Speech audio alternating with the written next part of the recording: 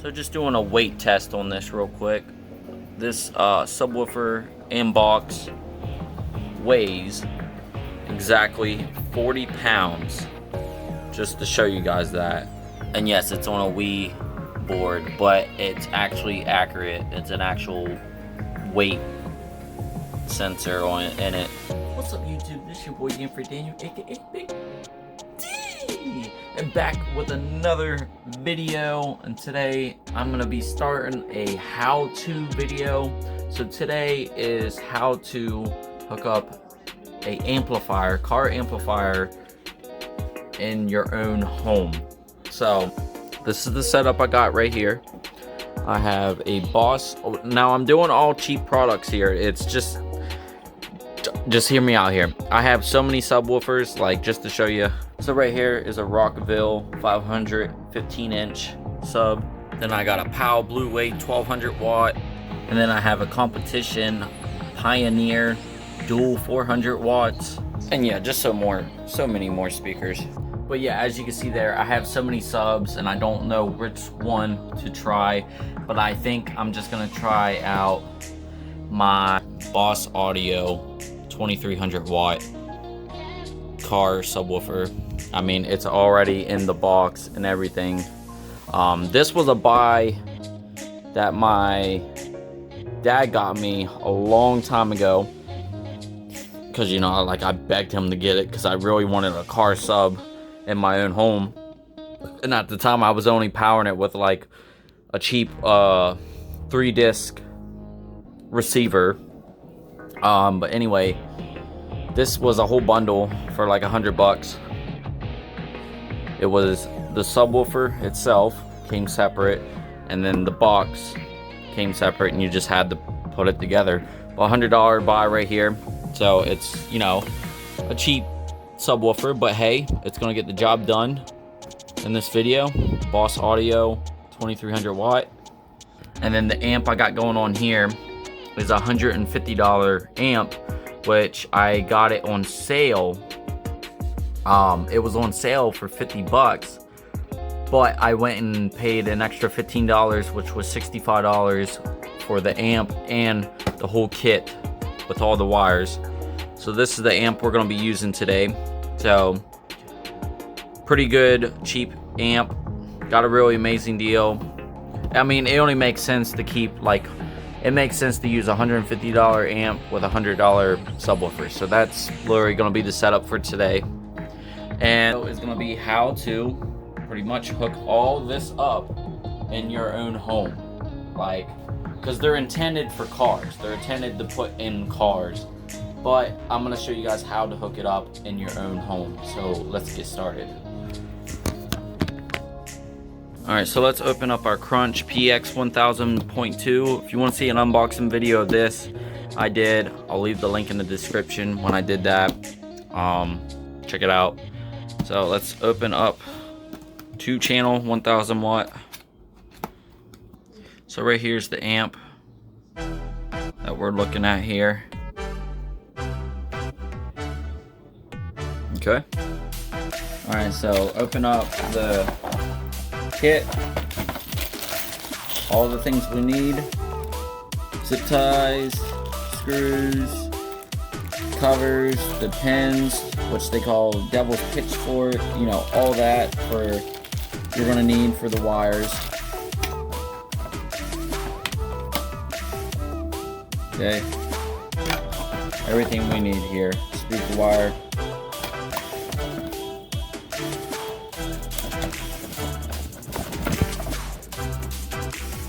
.8 gauge. So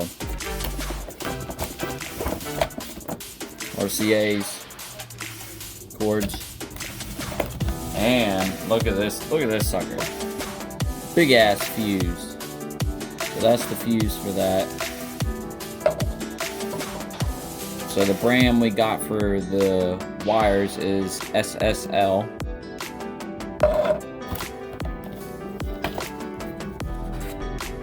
So yeah, that's what that's looking like there.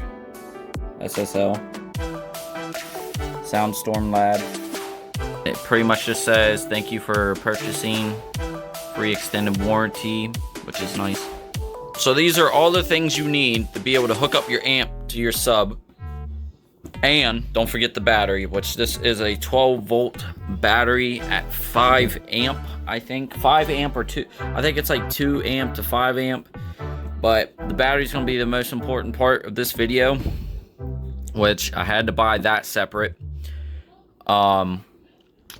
So make sure these are the things you have. The battery, 12-volt most likely.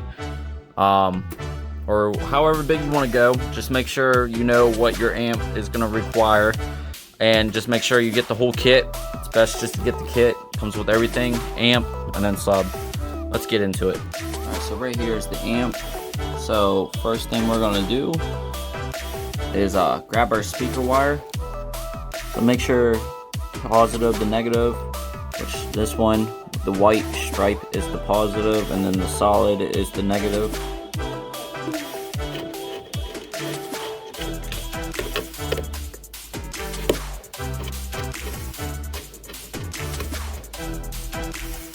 So this is the negative right here that you see. Negative in there. Make sure you screw it in there. It's not going to go anywhere. Don't have to be too tight. Just enough where it's not going to go anywhere.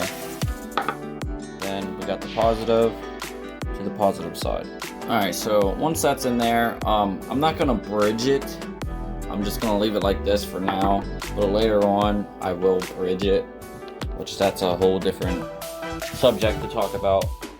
But now, we take our amp, other end of speaker wire, and we plug it into the subwoofer itself. And again, in my case, my speaker wire has the white stripe, which that is the positive. So that goes where the red is, and the solid color with the black to the negative. Alright, so once that's plugged in to the amp to the subwoofer, next we take the remote wire, which these wires, it's like I said, are intended for a car purpose, so that's why they're so long, but we don't need all these wires.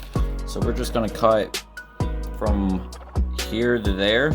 We only need a little bit of wire, and we're gonna have to try to get the wires out. So I have something like this, just enough to put it around the wire, just enough, shut it, and then just rotate it back and forth until it at least exposes the wires.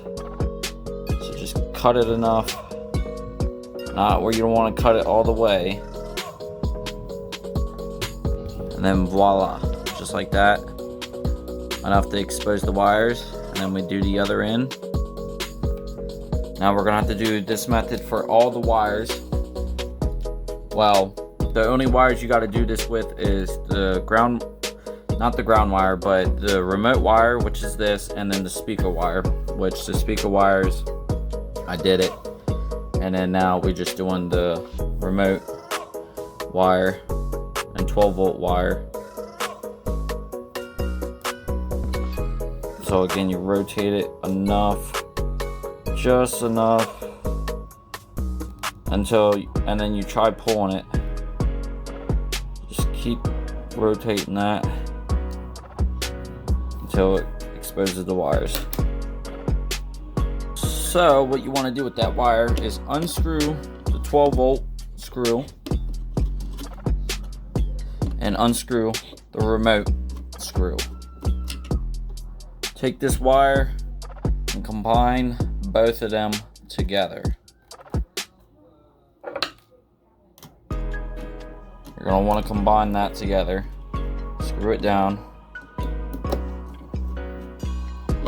I don't know how good of a step-by-step this video is going to be, but I'm trying to make it as easy as possible for you guys. Alright, so that is the remote and 12-volt wire combined together.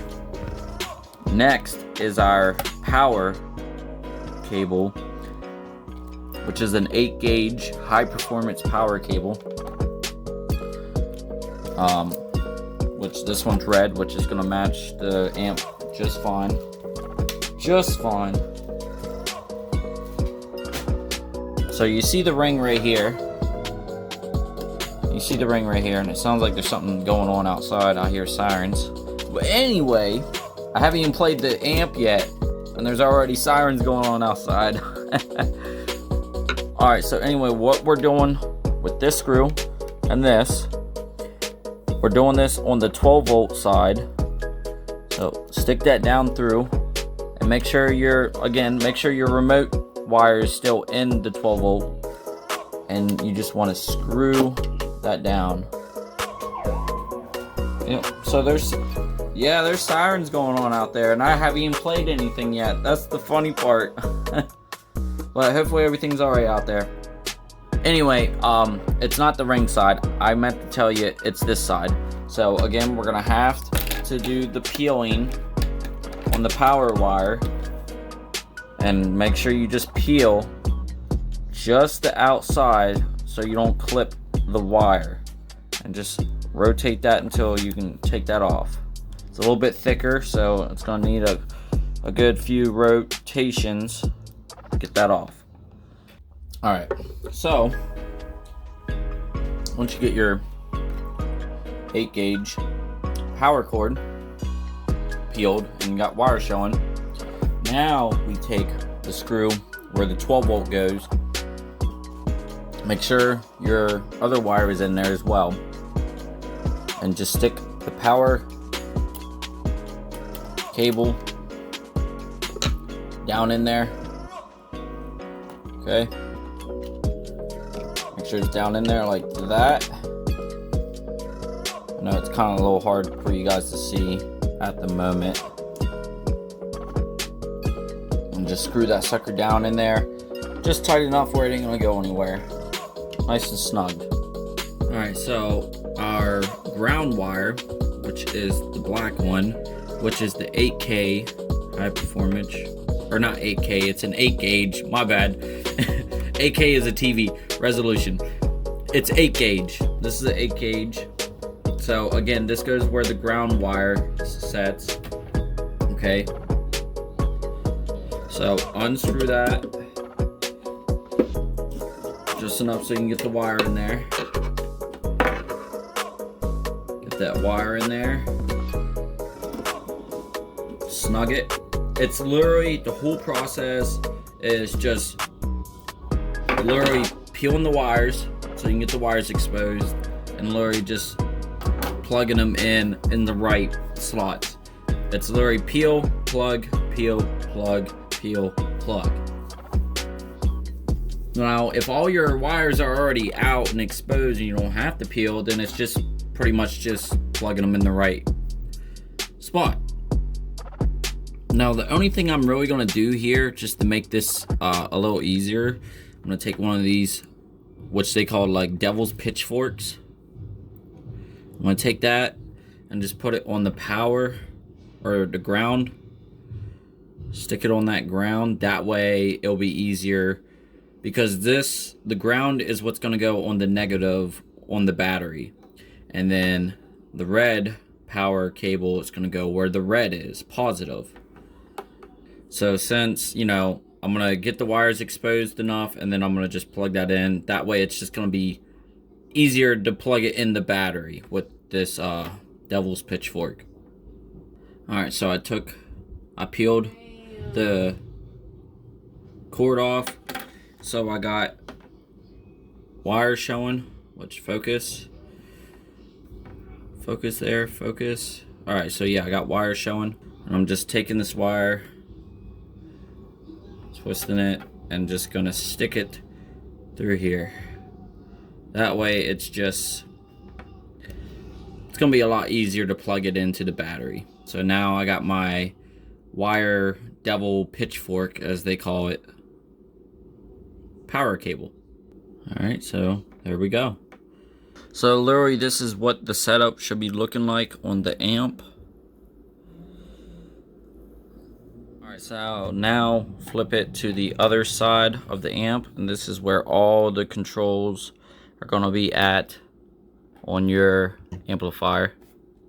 So we're going to need the RCAs, so take that off. This is going to be your input. which it's nice that it has a cover. That's pretty cool. I do like that it has a cover, so I'll save those. And now we get our RCAs, and we just plug the RCAs in. Alright, so pretty much once you get the RCAs in, the easy step as of doing this is making sure you have RCAs on one end and 3.5 millimeter on the other end. That way you can plug your phone into the amp. But since I don't have that specific cord, I brought my POW hybrid preamplifier 3000 watt receiver. It's a hybrid amplifier, but I brought this, and I'm just gonna plug the RCA into the amplifier into the receiver RCA on the back, and just use this as a channel. So I'm gonna use the RCA, plug it in the amplifier. Like I said, take the other end and plug it in to the receiver, which I am gonna do aux. I'm gonna do the aux auxiliary. Now this receiver is made to hook up a amplifier to this, so like I can use the pre, as you can see right there, there's a pre-out right here, which is specifically made for an amplifier, but I'm just gonna try it on auxiliary. If it doesn't work on auxiliary, then I'll just plug it into the actual pre-out that it's made for. So literally this is the setup that's going on here. Okay, this is the setup we got going on here. Now, the only thing we gotta do is just take the battery that we gotta plug in, which is the ground wire to the negative, and then the positive wire to the positive. Alright, so plug the negative to the negative, and the positive to the positive. As you've seen, it sparked right there. So now it's plugged into the battery, and we got power. As you can see, green light, everything's on. And this is literally the setup. It looks messy, but you can actually make this look a lot more neater. But that's literally all you need to do to be able to hook a car amplifier and car sub inside your own home. That is the process of doing it. This is the setup I got going on. I have the amplifier all plugged into the battery. All the wires are plugged up. As you can see, there's green light. It's getting power. Fans blowing in the receiver. And I have the RCA plugged into the amp.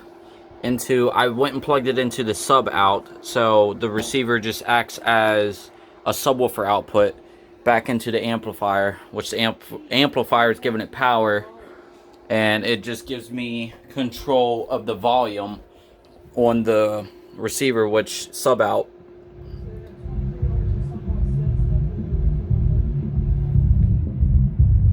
And that's just barely playing, but yeah, that's it right there.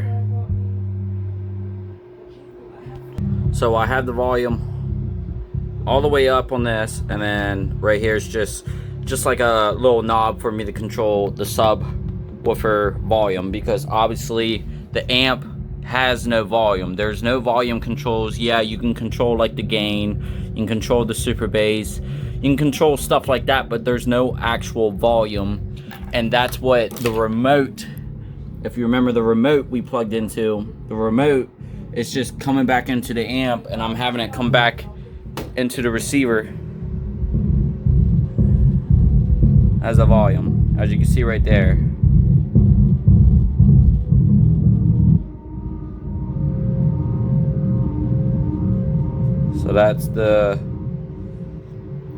So now that's your setup for a car amplifier in your home, and you can just be able to jam out, listen to your car sub inside your house. So we'll just do a quick bass test real quick and just see how good the amp sounds. We'll just see how good the amp sounds with this subwoofer. So I'm just gonna plug in aux cord into my old phone, and we're gonna do a bass test on the subwoofer and just see how good it sounds. Alright, so this is just the amp with nothing boosted up.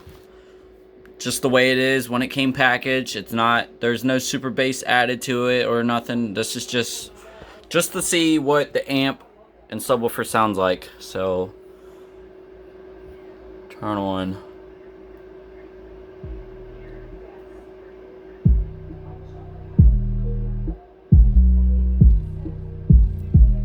That's halfway.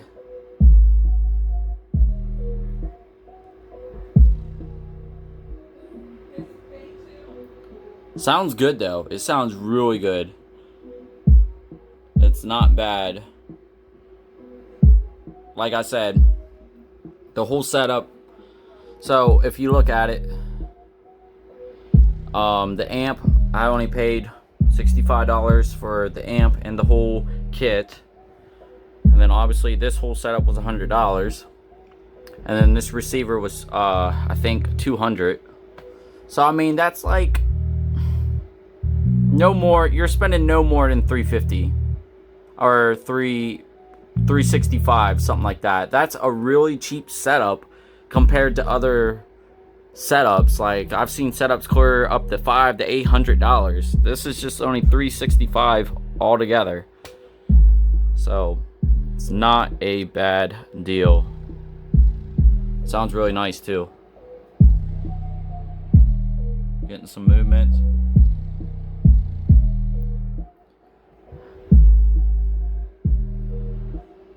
Yeah, not bad. Not bad at all.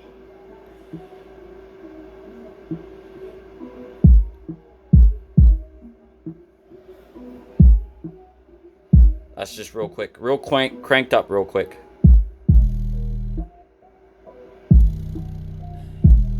Yeah, not bad. Not bad. So, that is how you get your own car amp set up in your own home. I'm sorry for the very long video, but at least it's like nice and detailed. Explains how I was able to do this for you. So leave a like, comment, subscribe if you're new. We just reached 500 subscribers, so I'm on the road of reaching 1,000. So please join the subscribe gang, and I'm out this thing. Peace out. Hope this helped.